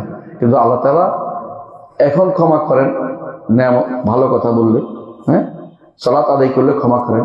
আবার যখন সালাত শেষে যদি কোনো উল্টাপাল্টা কথা বলেন আবার রাগ করেন, আবার ভালো কথা বললে আবার ক্ষমা করেন। আল্লাহ তাআলা এটা পরিবর্তন বলা যাবে না, এটা হলো তার মহান দয়া বহিঃপ্রকাশ। তিনি দয়া করেন, এলে বান্দা বিপদে পড়ে যেত। আল্লাহর এই গুণাগুলো তিনি সব সময় আল্লাহ বান্দার গুনাহ ক্ষমা করেই যাচ্ছেন। এটা হচ্ছে কারণ কি? বান্দা থেকে এটা হবে, এটা তিনি জানেন। এই বান্দাগুলো আল্লাহ সৃষ্টি করেছেন, আল্লাহ তার অবস্থা জানেন না? অবশ্যই জানেন। আলা ইয়া'লামু মান খালাকা ওয়া হুয়াল লাতীফুল খাবীর। তিনি লতিফ, সূক্ষ্মদর্শী, খাবির, খবর রাখেন। তিনি জানেন যে বান্দা গুনাহ করতেই থাকবে। আল্লাহ তাআলা কোরআনে কারীমের জন্য বলেছেন, ওয়া ইউআখিযুল্লাহু আন-নাসা বিমা কাসাবু মা তারাকা আলা যহরিহা মিন দাব্বাহ। দুনিয়ার বুকে মানুষ যত অন্যায় করে, যদি সবাইকে পাকড়াও করতেন, দুনিয়ার বুকে কোনো প্রাণী আর অবশিষ্ট থাকতো না, সব শেষ হয়ে যেত। ওয়ালাকিন ইউআখিরুহুম লিআজালিন মুসাম্মা। আল্লাহ কিছু সময় দেন তাদেরকে, সময় দিয়ে এর মধ্যে তওবা করলে মাফ পেয়ে যায়। কিন্তু তওবা না করে ফাইদা জা আজালুহুম, নির্দিষ্ট সময় আসবে, আযাবের সময় আসবে, গজবের সময় আসবে। ফাইনাল্লাহ কানা বিইবাদি বাসীরা। কোন বান্দা কি করছে তিনি ভালো করে জানেন, সেটা অনুযায়ী তাকে শাস্তি দিবেন। এই জন্য আল্লাহ তাআলার ক্ষমা, আল্লাহ তাআলার যার সহিষ্ণুতা, এটা অনেক বড়। বান্দা যত কাজ করে আল্লাহ সহিষ্ণু, অনেক সহিষ্ণু, আল্লাহ সহ্য করে। আল্লাহ সহ্য করার ক্ষমতা কিরকম? রাসূলুল্লাহ সাল্লাল্লাহু আলাইহি ওয়াসাল্লাম বলেছেন যে লাইসা আহাদুন আও লাইসা শাইউন আসবার আলা আযান সামিআহু মিনাল্লাহ। আল্লাহর চেয়ে কষ্ট শুনে সহ্য করা আর কারো কোনো মানুষের নাই, কারো নেই। কারণ আল্লাহ তাকে সৃষ্টি করেছে, তারপরে আল্লাহর জন্য একটা সন্তান সাব্যস্ত করে তারা। যেমন কারণ, যেমন হিন্দুরা, যেমন খ্রিস্টানরা, যেমন ইহুদিরা, এরা কি করে? আল্লাহর জন্য সন্তান সাব্যস্ত করে। আচ্ছা, আপনি যদি আপনার যদি কোনো একটা খারাপ গুণ আপনি দেন, আপনার মনে কষ্ট আসবে না? তো আল্লাহর জন্য আপনি এমন একটা গুণ দিলেন যে আপনার জন্য উপযুক্ত, আল্লাহর জন্য উপযুক্ত না। হ্যাঁ, ওমা ইয়ানবাগি লির-রহমানি আন ইয়াত্তাখিযা ওয়ালাদা ইন কুল্লু মান ফিস সামাওয়াতি ওয়াল আরদি ইল্লা আতির রহমানি আবদা। আল্লাহ তাআলা বলছেন ওয়াকালু ইত্তাখাযার রহমানু ওয়ালাদা। তারা বলে যে রহমান সন্তান গ্রহণ করেছেন। লাকাদ জিতুম শাইআন ইদ্দা। এমন ভয়ঙ্কর কথা তোমরা নিয়ে এসেছো। তাকাদু সামাওয়াতু ইয়াতাফাত্তারনা মিনহু। আসমান ফেটে পড়ার উপক্রম হয়, পাহাড় চুরমার হয়ে যাওয়ার উপক্রম হয় তোমরা যখন আল্লাহর জন্য সন্তান সাব্যস্ত করো। আল্লাহ তাআলা যখন কেউ আল্লাহর জন্য সন্তান বলে, আল্লাহ তাআলা খুবই কি হয়? কষ্ট পান। এই কষ্ট ক্ষতি হয় না, কষ্ট পাওয়া একটা সিফাত আল্লাহ, মনে রাখবেন। কিন্তু এই ক্ষতিকর কষ্ট না, দুইজনের কষ্ট আছে। একটা হচ্ছে আপনার ক্ষতি করে, ক্ষতি করে না কিন্তু জিনিসটা আপনার দিকে সম্পৃক্ত, আপনি পছন্দ করেন না, কথা বুঝছেন? কিন্তু একটা হলো আপনি গুডউইল নষ্ট করেন, এরা গুডউইল নষ্ট করে কিন্তু আল্লাহর ক্ষতি করতে পারে না। আল্লাহর নামে দুর্নাম ছড়াচ্ছে কিন্তু আল্লাহর কোনো ক্ষতি করতে পারে না। এজন্য ক্ষতি আল্লাহর গুণ না। হাদিসে আছে, হাদিসে কুদসিতে আছে, রাসূলুল্লাহ সাল্লাল্লাহু আলাইহি ওয়াসাল্লাম বলেছেন ইন্নাকুম লান তাবলুগু দাররি ফাতাদুররুনি। তোমরা আমার ক্ষতির কাছে যেতে পারো না, আমার ক্ষতি করতে পারো, তবে আমাকে তোমরা কষ্ট দাও। কিভাবে কষ্ট দেয়? মিথ্যা চার করো আমার উপরে, আমি সন্তান গ্রহণ করি নাই, তারপর আমাকে জোর করে সন্তান আমার জন্য সাব্যস্ত করো। তারপরও আল্লাহ তাআলা ধৈর্য ধারণ করে, সহ্য করে, সহিষ্ণু। কি করেন তিনি? হাদিসে আছে, রাসূল বলেছেন ওয়া ইন্নাহু লা ইউআফিহিম ওয়া ইয়ারযুকুহুম। তারপরও আল্লাহ তাদেরকে কি করে? রিজিক দেয়, তারপর তাদেরকে আবার খাবার দেয়। দুনিয়ার বুকে কাফেরদেরকেও দিচ্ছেন আল্লাহ তাআলা, ঈমানদারকেও দিচ্ছেন। কুল্লান নুমিদ্দু হাউলাই ওয়া হাউলাই মিন আতাই রাব্বিক ওয়া মা কানা আতাউ রাব্বিকা মাহদুরা। আল্লাহ যদি চাইতেন যে সবাইকে পাকড়াও করে ফেলবেন, দুনিয়ার বুকে কেউ অবশিষ্ট থাকতো না। সূরা ফাতির 45 নম্বর আয়াত যেমন আসছে, সূরা নাহলের 61 নম্বর আয়াত এটা আসছে। আল্লাহ তাআলা বলছেন ওয়ালাউ ইউআখিযুল্লাহু আন-নাসা বিযুলমিহিম। মানুষকে যদি আল্লাহ জুলুমের কারণে পাকড়াও করতেন, মা তারাকা আলাইহা মিন দাব্বা, জমিনের বুকে কোনো বিচরণশীল প্রাণী থাকতো না। ওয়ালাকিন ইউআখিরুহুম লি আজালিন মুসাম্মা, কিন্তু আল্লাহ তাআলা কিছু সময় দেন। ফাইযা জা আজালুহুম লা ইস্তাখিরুনা সাআতান ওয়া লা ইস্তাখদিমুন। যখন সময় আসবে তখন একটু এদিক সেদিক করবে না, আগাতেও পারবে না, পিছাইতেও পারবে না, অর্থাৎ তার যে ধ্বংস অনিবার্য হয়ে যাবে। আল্লাহর ক্ষমা দুই প্রকার। আল্লাহর ক্ষমা দুই প্রকার। এক প্রকার ক্ষমা, এর ভিতরে সমস্ত সৃষ্টিকুল কাফেররাও আছে। সেটা কি? যে আল্লাহকে তারা গালি দেয়, আল্লাহর সাথে শরীক করে, তারপর তিনি ক্ষমা দিয়ে রাখছেন। এই ক্ষমার তো আখিরাতের মুক্তি না, এই ক্ষমার তো পাকড়াও থেকে ক্ষমা করছেন, যে এক্ষুনি পাকড়াও করছেন না, এক্ষুনি পাকড়াও করছেন না। কিন্তু আরেক প্রকার ক্ষমা আছে, সেটা একেবারে তাকে, বান্দাকে মুক্তি দিয়ে দেন। সেটা কিরকম? ঈমানদারদের জন্য তওবা করে, ইস্তিগফার করে, ওয়া ইন্নী লাগাফফারুন লিমান তাবা ওয়া আমানা ওয়া আমিলা সালিহান সুম্মা ইহতাদা। তার জন্য যে ক্ষমাটা, এটা হচ্ছে বিশেষ ক্ষমা। একটা হলো ব্যাপক ক্ষমা, অর্থ তাকে পাকড়াও করছেন। আর বিশেষ ক্ষমা মানে পাকড়াও নয়, শুধু পাকড়াও তো করবেনই না, বরং তার জন্য বিশেষ ব্যবস্থাপনা রেখেছেন, ভালো কিছু ব্যবস্থাপনা রেখেছেন। তারা কারা? তারা ইবাদ যারা হল, যাদের কথা আল্লাহ তাআলা সূরা জুমারের 53 নম্বর আয়াতে বলছেন ইয়া ইবাদিয়াল্লাযিনা আসরাফু আলা আনফুসিহিম কুল ইয়া ইবাদিয়াল্লাযিনা আসরাফু আলা আনফুসিহিম। হে আমার বান্দারা যারা নিজের নফসের উপর জুলুম করেছে, লা তাকনাতু মির রাহমাতিল্লাহ, আল্লাহর রহমতে নিরাশ হবে। ইন্নাল্লাহা ইয়াগফিরুয যুনুবা জামিআ, সব আল্লাহ ক্ষমা করে দিবেন। ইন্নাহুল গফুর রহিম, তিনি ক্ষমাশীল এবং দয়ালু। বোঝা গেল যে এইটা হচ্ছে ওই ব্যক্তি, যে ব্যক্তির জন্য বিশেষ ক্ষমার ব্যবস্থাপনা আল্লাহ তাআলা বলছেন। এই জন্য আমরা বলি ফাগফিরলি মাগফিরাতাম মিন ইনদিকা, মাগফিরাতান খাসাতাম মিন ইনদিকা। শুধু ক্ষমা যে আমরা ছেড়ে দিচ্ছেন তা না, ছাড় দিচ্ছেন তা না। দুনিয়ার বুকে আল্লাহ অনেককে ছাড় দেয়। ফেরাউনকেও ছাড় দিয়েছে লম্বা টাইম, নমরুদকে ছাড় দিয়েছে লম্বা টাইম। এই যুগে অনেকেই আল্লাহ তাআলা লম্বা টাইম ছাড় দিয়েছে। কেউ 40-50 বছর পর্যন্ত রাজত্ব করে গেছে। এরপর আল্লাহ যখন পাকড়াও করেছেন তখন ঠিকই তাকে আঘাত ধরেছেন। কিন্তু আল্লাহ তাআলা ঈমানদারকে বিশেষ ছাড় দেন। দুনিয়ার বুকে তাকে হয়তো বিভিন্ন কারণে গুনাহ ক্ষমার ব্যবস্থা করেন, কিন্তু আখিরাতে তাকে পুরোপুরি ছাড় দিবেন যদি কোনো সে তওবা করে, তওবাকারী হয়। তার গুনাহ ক্ষমার ব্যবস্থা করা যে দুনিয়ার বুকে মাঝে মধ্যে তাকে কিছু শাস্তি ব্যবস্থাপনা করেন, বিভিন্ন রকমের রোগ ব্যাধি দেন, বিভিন্ন রকম বিপদ আপদ দেন, এটা আলাদা কথা।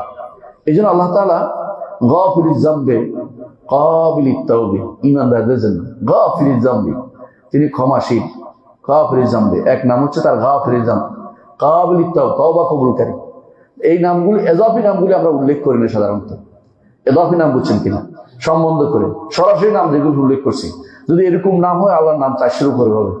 কিন্তু আমরা এরকম নামগুলি আমাদের শেখ মোহাম্মদ বিন খলিফা আত-তামিমি এরকম নামগুলি উল্লেখ করে দেখাচ্ছে যে এরকম নামও অনেক আছে। আল্লাহ তাআলার ইচ্ছা করলে অনেক নাম আমরা বলতে পারি, কিন্তু আমরা শুধু এক নামে যেগুলো আছে এগুলো শুধু আমরা বলি। তিনি ক্ষমা কবুলকারী, তিনি তওবা কবুলকারী, ক্ষমাশীল, তিনি গুনাহ ক্ষমাকারী। আল্লাহ তাআলা এই তওবা, এই কথা কোরআনে কারীম বারবার বলেছেন। আবার তিনি তওবা যেমন কবুল করেন, তিনি ইস্তিগফারও কবুল করেন। হাদিসে আছে, হাদিসে কুদসিতে আছে, রাসূলুল্লাহ সাল্লাল্লাহু আলাইহি ওয়াসাল্লাম বলেছেন, ইয়া ইবনে আদম, হে বনি আদম, ইন্নাকা মা দাআউতুনি ওয়া রাজাউতানি গফারতু লাকা মা কানা ফিকা ওয়ালা উবালি। বনি আদম, যত আমাকে ডাকবে, যত আমার কাছে আশা করবে, ততই আমি তোমাকে ক্ষমা করব, আমি কোনো পরোয়া করি না। অর্থাৎ ক্ষমা করলেই, ক্ষমা চাইলেই ক্ষমা পাবো, তওবা করলেই ক্ষমা পাবো, আশা করলেই তিনি আশা পূর্ণ করবেন। কিন্তু আমাকে তো ফিরে আসতে হবে তার কাছে, প্রত্যাবর্তন করতে হবে। আরো বলেছেন, ইয়া ইবনে আদম, হে বনি আদম, লাউ বালাগাত যুনুবুকা আনানাস সামা, তোমার গুনাহ যদি কোনো আসমান পর্যন্ত পৌঁছে যায়, আসমান পর্যন্ত পৌঁছা সম্ভব না আমাদের, কেউ বুঝতে পারে না, গুনাহ যদি পৌঁছে, তারপরেও বলছে সুম্মা ইস্তাগফারতানি গফারতু লাকা ওয়া লা উবালি, তারপর আমার কাছে ক্ষমা চেয়েছো, আমি তোমাকে ক্ষমা করব, কোনো পরোয়া করি না।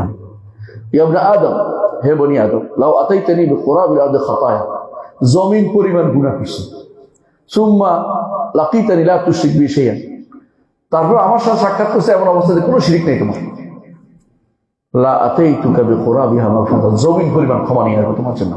সুবহানাল্লাহ, জমিন পরিমাণ ক্ষমা নিয়ে আসবো, শিরিক যেন না। শিরিক কিভাবে হয় এটা তো আপনারা জানেন। আজকাল শিরিকের যে আখড়াগুলি আছে, এগুলি তো শিরিকের আখড়া। আপনি যদি কোনো শিরকের আখড়া দেখতে চান, কিছু দরকার নেই, দেখবেন মানত কিভাবে হয়। এই আপনার পাশেই যেখানে হাইকোর্ট মাজার আছে, যেখানে গুলিস্তান মাজার আছে, এখানে দেখেন কিভাবে চোখের পানি ফেলছে, কিভাবে ডেকছি রান্না হচ্ছে। এগুলো তো শিরক ছাড়া কি হইতে পারে? এই শিরকের আখড়া থাকার পরে আপনি ক্ষমা কিভাবে চাইছেন? আপনি তো ক্ষমা চাইতে হবে শিরক বাদ দিয়ে, তো আল্লাহ তাআলা আপনাকে জমিন পরিমাণ ক্ষমা নিয়ে আসবে আপনার জন্য, যদি আপনার শিরিক না থাকে। শিরিকের জন্য ভয়াবহ একটা গুণ যেন আপনার মধ্যে না থাকে। তৃতীয়ত, আপনি দেখবেন আপনার কিছু গুনাহ ক্ষমা করে দেয় আল্লাহ তাআলা কি দিয়ে? কিছু ক্ষমা করে দেয় আপনার নেক আমল দিয়ে। আল্লাহ তাআলা বলছে, ইন্নাল হাসানাত ইউযহিবুনাস সাইয়্যাত, নেক আমল বদ আমলকে ক্ষমা করে দেয়। সূরা হুদের 114 নম্বর আয়াতে বলছেন। আর হাদিসে আছে, রাসূলুল্লাহ সাল্লাল্লাহু আলাইহি ওয়াসাল্লাম বলেছেন, ওয়া আতবিস সাইয়্যাতাল হাসানাত তামহুহা, যে গুনাহ হয়ে গেলে একটা ভালো একটা আমল করে এটাকে কাভার দাও। কাভার বুঝছেন তো? কাভার দেওয়া মানে ডেকে দাও। আতবিস সাইয়্যাতাল হাসানাত, গুনাহ হয়ে গেছে, একটা ভালো আমল করো। আপনার গুনাহ হয়েছে, মনে করেন কি করি, আর কিছু না পারেন দুটো দেখার নামাজ পড়ে তওবা করেন, ইস্তিগফার করেন আল্লাহর কাছে। আর কিছু না পারেন একটা রোজা রাখেন, একটা সওম রাখেন। আমি বলছি না এটা নিয়ম বানাই করতে, কিন্তু একটা ভালো একটা কাজ করেন। আর কিছু না পারেন কিছু দান করেন, দান করে আল্লাহর কাছে আল্লাহ এই ওসিলা চাচ্ছি, আল্লাহ এই ন্যাক আমল ওসিলা দিয়ে চাচ্ছি। যে কেউ ন্যাক আমল ওসিলা দিবে, আল্লাহ তাআলা সেটা কবুল করেন। ভালো আমল দিয়ে আপনি তওবাটা আল্লাহর কাছে তওবা করতে পারেন। আবার কখনো কখনো দুনিয়ার বুকে মানুষকে আল্লাহ ক্ষমা করে দেন বিপদ আপদের মাধ্যমে। সন্তানের অসুখ হওয়া, নিজের বিপদ হওয়া, নিজে মাথা ব্যথা হওয়া, কথা হওয়া, বিভিন্ন রকমের। রাসূলুল্লাহ সাল্লাল্লাহু আলাইহি ওয়াসাল্লামের কাছে এক লোক এসে বলছে, আমার মেয়েটা আপনার কাছে বিয়ে দেব, তবে তার গুণ হচ্ছে এটা যে তার কোনোদিন মাথা ব্যথা হয়নি। রাসূল বললেন, না, এই তো শয়তান, ইমানদার তো এরকম হবে না, একে আমি বিয়ে করবো না। মানে তিনি বললেন কেন? কারণ ইমানদারের গুনাহ ক্ষমা হয়ে যায় বিভিন্ন অসুখের মাধ্যমে। তাকে আল্লাহ তাআলা বিভিন্ন বিপদ আপত্তি দুনিয়া থেকে নিয়ে যান, একবারে ফ্রেশ করে যান, তার আর কোনো গুনাহ থাকে না। সুতরাং গুনাহ হবে, তার হবে না, মানে বিপদ আপদ হবে না, এটা কিন্তু ভালো কাজ না। কারণ অনেক সময় দেখবেন যে সবচেয়ে পাপিষ্ঠ ব্যাটা, আমি আমার ইউনিভার্সিটিতে একজন সম্পর্কে জানি, আমরা বলি তার সহ্য হইতে দেখিনি কোনোদিন। এক ওয়াক্ত পড়ছেন দিকে ফিরে, হ্যাঁ, নামাজ তো পড়েই না, মানে পড়েও না, তো পাশ করে কোনোদিন। তো এই তারপরে অসুখ হয় না, আমরা বলি যে এই লোক কোনোদিন অসুখ হতে দেখিনি, অথচ নামাজ আল্লাহ কোনো সালাত আদায় করে না, কিছুই করে না, যাক কিছু করে সন্ত রাখেই না, ইমান আছে কিনা সন্দেহ, ইমান নাই হতো, এই লোকেই দেখেন কিছু। এর অর্থ হচ্ছে সবচেয়ে বেশি ভালো থাকা ভালো না, কারণ কখনো কখনো কিছু অসুখ থাকাও আপনার গুনাহ মাফের একটা প্রমাণ, এটা মনে রাখতে হবে, গুনাহ মাফ হবে।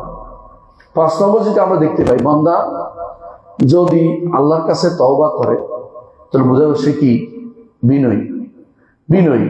আর কেউ যদি বলে আল্লাহ এটা করছেন বলে আমি এটা করছি, এটা হলো কার কাজ? শয়তানের কাজ, ইবলিসের কাজ। ইবলিস কি বলছিল? আপনি আমাকে পথভ্রষ্ট করে দিলেন, আপনি ওকে কেন আনলেন? ও তো মাটির তৈরি। মানে আল্লাহর কর্মের উপরে আপনার কি হয়েছে একটা আপনি একটা প্রমাণ তুলতে চাচ্ছেন যে আল্লাহ কেন এটা করলো, তার নামে করছি, এটা বলাতে পারবেন না। সবসময় কি করতে হবে আপনাকে? আল্লাহ তাআলা ক্ষমার দিকে যেতে হবে, যে আমি আল্লাহর কাছে ক্ষমা চাইব, আমার ভুল হয়েছে, ভুলটা আমার হয়েছে, আমি দাস, তিনি মনিব। মনিবের কথার বাইরে যাওয়া দাসের সাজে না। এই জন্য কেমন খুশি হন?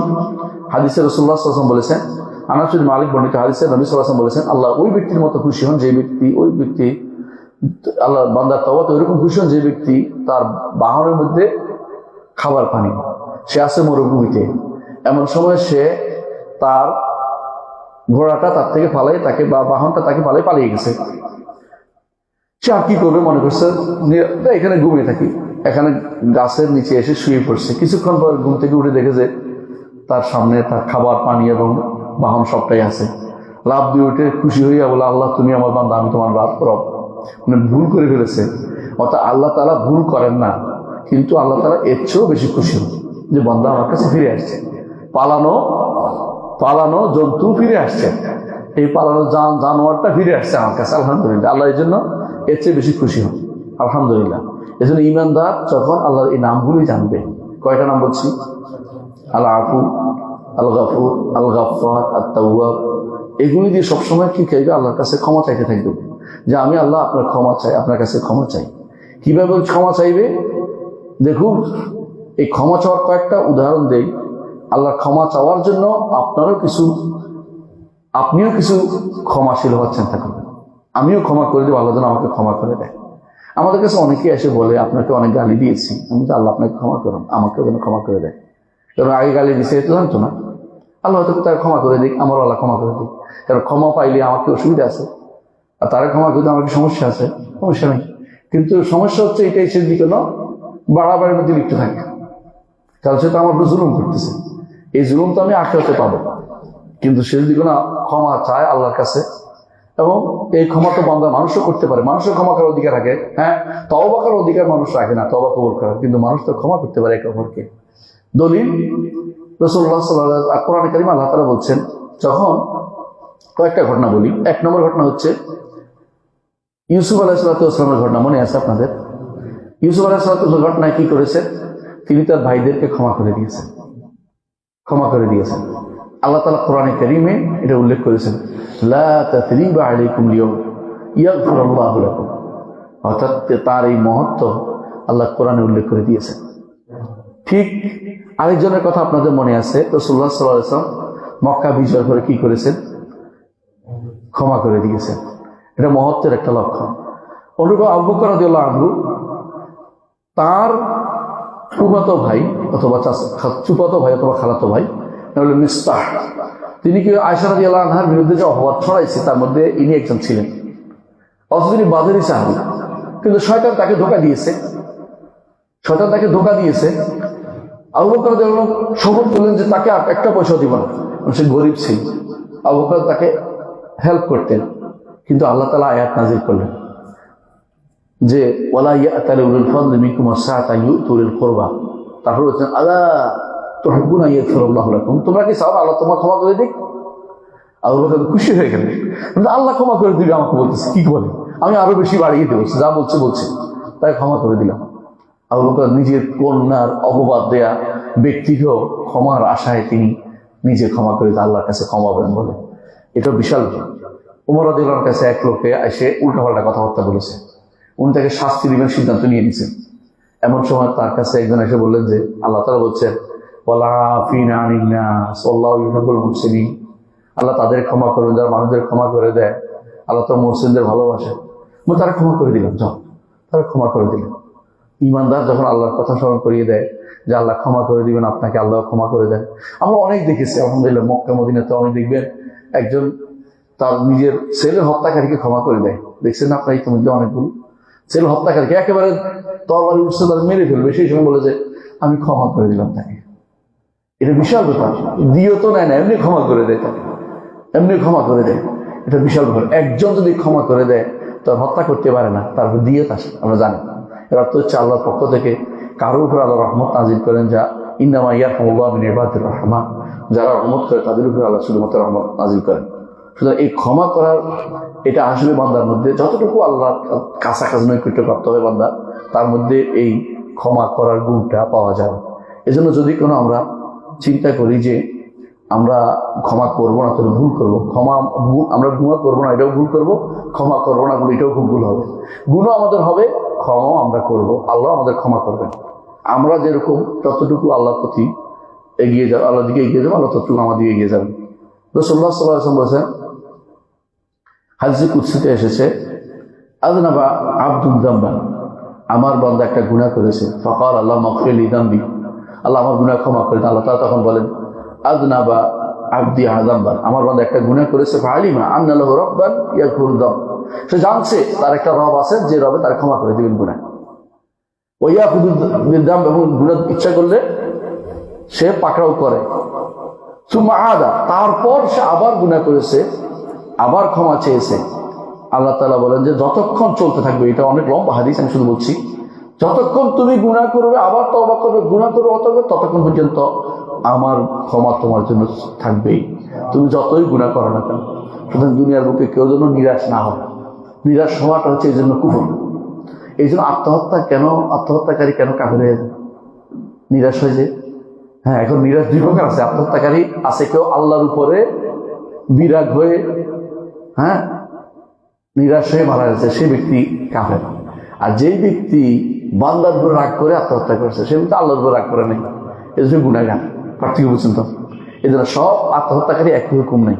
দেখতে হবে তার অবস্থাটা কি। নাস্তিক জাতীয় হলে কাফের। আর কেউ হয়তো অনেক সময় স্বামীর উপর রাগ করে এটা খেয়ে বলছে, ওটা খেয়ে বলছে, সেই ব্যক্তি তো গুনাহগার, সে ব্যক্তি কাফের বলা যাবে না।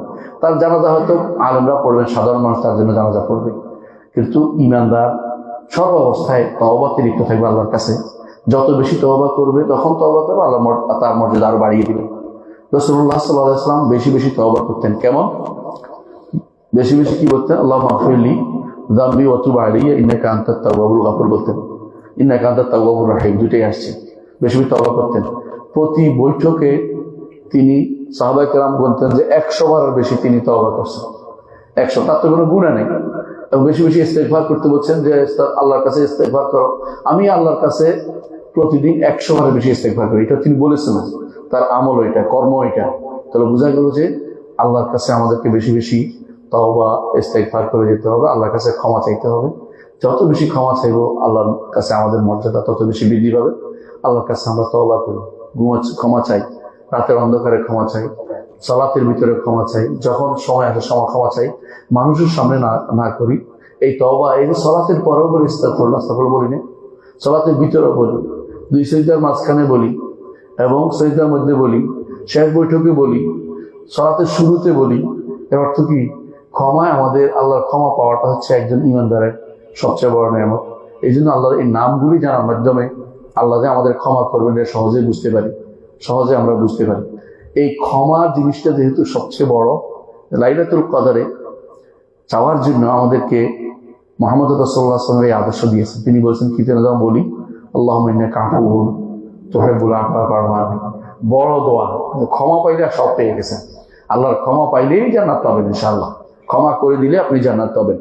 সুতরাং ক্ষমা করার সাথে জান্নাতে যাওয়া জড়িত রয়েছে। আমরা আল্লাহ যদি ক্ষমা না করে দেয়, কেউ জান্নাতে যেতে পারবেন না, কেউ জান্নাত যাওয়ার ক্ষমা। কারণ কেউ গুনাহ করে না, এই কথা বলাটা হচ্ছে বাগড়ম্বর, অহংকার। গুনাহ আমরা সবাই করি, এই জন্য বেশি বেশি ক্ষমা চাইতে হবে। আল্লাহ আমাদের কবুল করুন। আসসালামু আলাইকুম ওয়া রাহমাতুল্লাহি ওয়া বারাকাতুহু।